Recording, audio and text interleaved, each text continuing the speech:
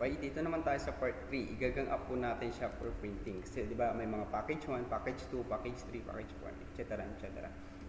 Gawa lang tayo ng package 1. Right? So dito, pwede naman po ito, dadrag na po natin yung ginawa po natin na final output, which is nandito. Ito na 1 by 1, 2 by 2. Pero by this time, para mas mabilis, ay gagawa ako ng picture ko.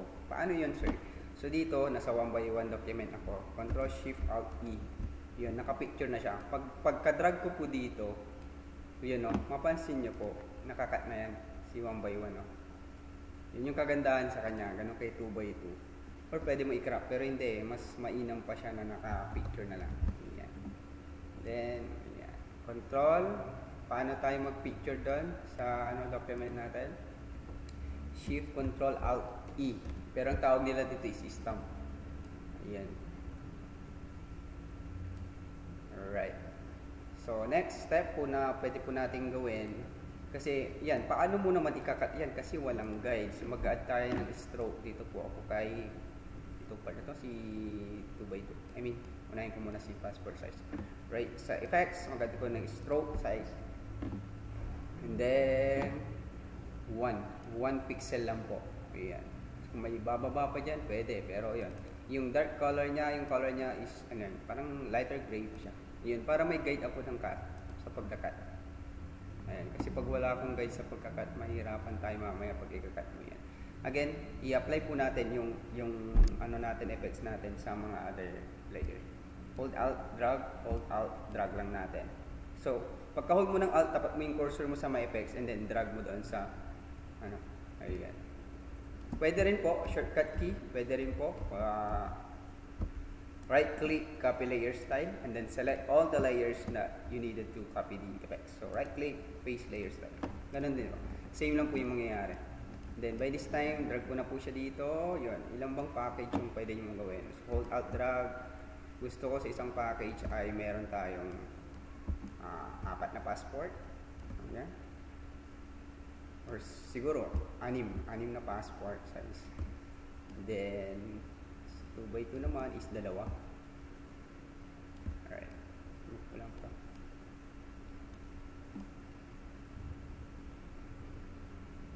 Then, pagdating naman kay 1 by 1, gusto ko rin po ay 6. Pwede rin pong 8. Yun yung purpose po ng smart guides, yung violet po dyan, para hindi po tayo mawala sa light. Yan. So, may mga scenarios pa na may makasabay siyang picture. So, dito na po yung package 1, package 2, package 3, other, etc. Yun. So, pwede na po natin siyang i-center. Huwag natin kakalimutang i-fit po siya sa image, no? So, select all, control group. Control A to select all the canvas and then align it into vertical align. Sorry, ito, horizontal. Hindi yan, vertical align. Control D to deselect. May mga instances na ganito guys. Gusto mong mag-add ng filter. Sir, paano ba yun? Mag-add ng filter pa? Actually, ito maganda na kasi yung filter. Pag gusto mo pang mag-add ng filter, punta ka dito and then dito meron tayong photo filter. So, dalawang klase po yan. Usually, wina-warm natin siya. Pero tasan niya before and after. Before and after, para mas maging, alive pa yung design natin. Well, depende rin po ito sa printer nyo. Kasi may mga iba kasing printer na masyadong high saturated.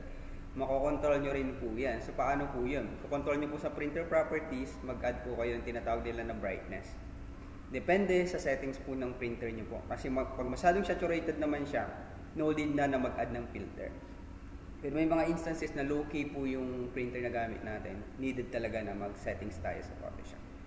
Case-to-case basis din po siya. So, trial and error. Meron tayong tinatawag na color proofing before production of printing.